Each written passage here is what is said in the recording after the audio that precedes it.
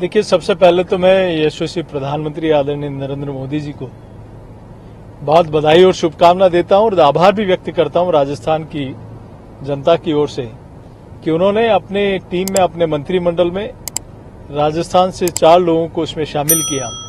इसके लिए पूरे प्रदेश की ओर से और पार्टी की ओर से मैं बधाई और शुभकामना देता हूं, धन्यवाद अर्पित करता हूं। जहां तक हार और जीत का सवाल है, निश्चित रूप से चाहे हार हो या जीत हो, चाहे अच्छा परिणाम आए चाहे कम उसमें कहीं न कहीं आकलन कम हो, तो उसकी समीक्षा और उसके ऊपर चर्चा जरूर होती है। तो निश्चित रूप से आने वाले समय में कहाँ क्या कमी रही, इसके ऊपर निश्चित रूप से हम लोग बातचीत करेंगे।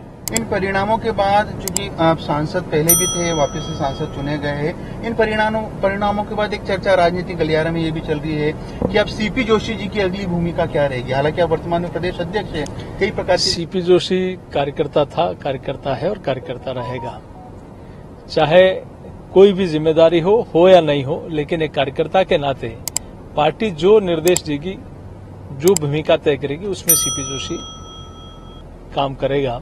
और चाहे कोई दायित्व हो या नहीं हो, आज यहाँ इस दायित्व तक मैं पहुंचा हूं तो ये मेरे जैसे एक सामान्य कार्यकर्ता को इतना बड़ा सम्मान सिर्फ और सिर्फ भारतीय जनता पार्टी में ही मिल सकता है। तो मुझे एक कार्यकर्ता के नाते भी जो भी दायित्व मिलेगा तो निश्चित रूप से मैं काम करूंगा। जोशी जी, चूंकि लोकसभा चुनाव में 5 सीटें ऐसी थी जहां पर मौजूदा विधायकों को लड़ाया गया, वो जीत गए, चाहे कांग्रेस हो या उनके गठबंधन के हो। 5 सीटें खाली होती है। अब 5 सीटों पर उपचुनाव भी होना है आने वाले दिनों में। क्या मान के चले, क्योंकि उपचुनाव तो एक बड़ी चुनौती रहेगी इस लोकसभा चुनाव के बाद आपके कंधों पर, बीजेपी के कंधों पे। किस तरह की रणनीति इसमें रहेगी प्रत्याशी? देखिए, कांग्रेस और उनके गठबंधन के 5 विधायक जो बाई इलेक्शन होंगे, वहां कांग्रेस और उन गठबंधन के विधायक थे। हमारा पूरा प्रयास रहेगा कि हम लोग की टीम राजस्थान भाजपा मिलकर वहां अच्छे से चुनाव लड़े और वहां भारतीय जनता पार्टी विजयश्री अर्न करे।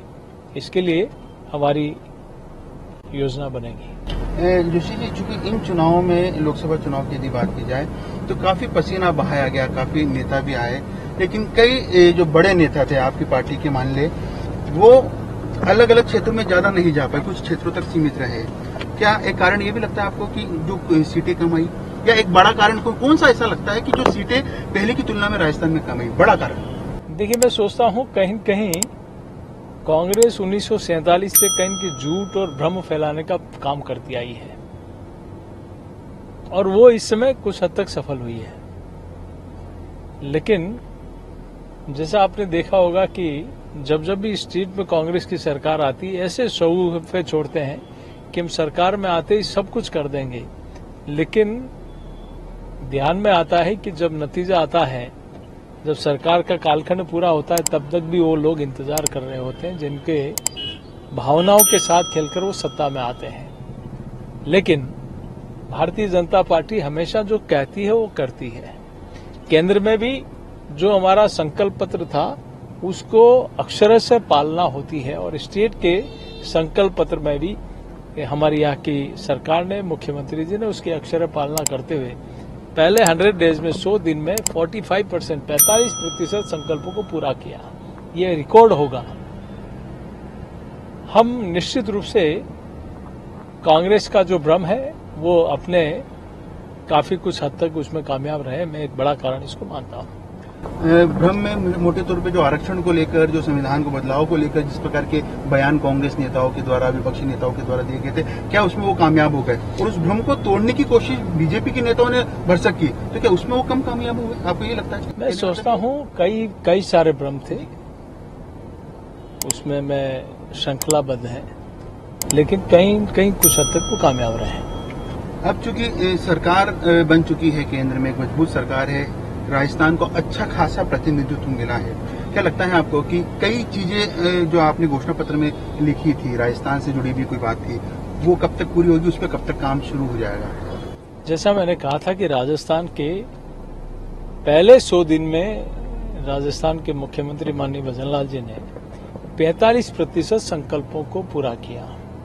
आप देखिए, कांग्रेस ने हमेशा से सिर्फ नारे और वादे दिए, एआरसीपी की बातें की, यमुना जल समझौते की बातें की।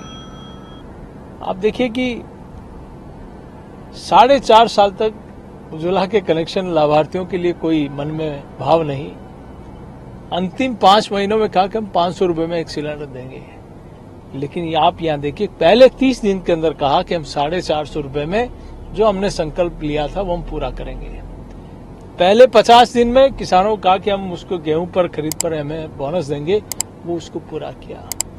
किसान सम्मान निधि में कहा कि हम स्टेट से भी 6,000 केंद्र सरकार देती है तो 6,000 राज्य सरकार देगी और 2-2 हजार रुपए हम लोग प्रतिवर्ष बढ़ाएंगे, वो पूरा किया।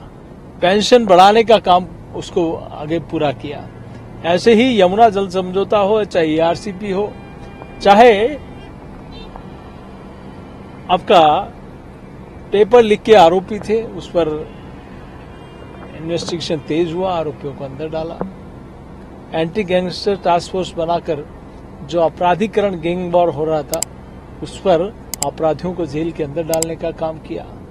कहीं न कहीं बड़े बड़े स्तर पर जो राजस्थान एक गैंग वॉर का एक बड़ा स्थान बनता जा रहा था, डेस्टिनेशन बनता जा रहा था, उस पर रोक लगाने का काम भारतीय जनता पार्टी की सरकार ने किया। तो कहीं होता है कि अंतिम 6 महीने में नींद उड़ती है कि हम अपने संकल्प पत्रों को फिर से कोई लॉलीपॉप दे दें और फिर से सत्ता में आ जाए, लेकिन इस सरकार ने पहले 100 दिनों के अंदर उस काम को शुरू किया। और केंद्र की सरकार ने भी, आपने देखा होगा, पहले ही दिन माननीय मुख्यमंत्री जी ने, माननीय प्रधानमंत्री जी आदरणीय नरेंद्र मोदी जी ने किसान सम्मान निधि की किस्त रिलीज की और अपनी कैबिनेट का पहला फैसला देखिए कि कैसे गरीब के मन के उसके तकलीफों को दूर करने का संकल्प मन में होता है कि 3 करोड़ मकान बनाने का संकल्प और उसको द्रुत गति से हम पूरा करेंगे। तो और 100 आने वाले 100 दिनों का रोड मैप भी माननीय प्रधानमंत्री जी ने बनाया है। तो निश्चित रूप से राजस्थान के हितों के लिए, राजस्थान के विकास के लिए, राजस्थान के सशक्तिकरण के लिए, समृद्धि के लिए निश्चित रूप से डबल इंजन की सरकार पूरी मुस्तैदी से काम करेगी। 3 तारीख से राजस्थान में बजट सत्र शुरू हो रहा है, हालांकि केंद्र में भी हो रहा है, आप सांसद भी हैं। राजस्थान में बजट में चूंकि इस बार समावेशी होने की उम्मीद है, आपकी पार्टी सुझाव भी ले रही है। पार्टी के मुखिया होने के नाते इस बार के बजट में क्या खास होने की उम्मीद आप कर सकते हैं? देखिए, मैं सोचता हूँ राजस्थान में और केंद्र में भी हमेशा से ये प्रयास किया कि गांव, गरीब, पीड़ित, शोषित, वंचित वर्ग की भलाई के लिए, युवाओं के सपनों की उड़ान के लिए, महिला सशक्तिकरण के लिए, किसान की समृद्धि के लिए, शहर और गांव की खाई को पाटने के लिए अनेक ऐसे काम हैं जो इस प्रदेश की विकास की उन्नति और प्रगति में बहुत मायने रखते हैं।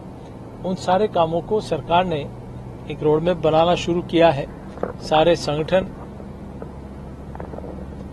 जनप्रतिनिधि और अनेक संस्थाओं के माध्यम से कि हमारा विकसित राजस्थान कैसा हो, राजस्थान के उत्तरोत्तर विकास के लिए और क्या किया जाना चाहिए, शिक्षा में क्या होना चाहिए, हेल्थ एजुकेशन में क्या हो, रोड ट्रांसपोर्ट में क्या हो, रेलवे में क्या हो, ग्रामीण विकास में क्या हो, अर्बन डेवलपमेंट में क्या हो, इन सारे कामों को लेकर काम चल रहा है। मैं सोचता हूं एक ऐतिहासिक बजट आएगा। लास्ट सवाल, चूंकि आप प्रदेश भाजपा के मुखिया भी है, क्या आपकी टीम के विस्तार या कुछ बदलाव की उम्मीद हम कर सकते हैं?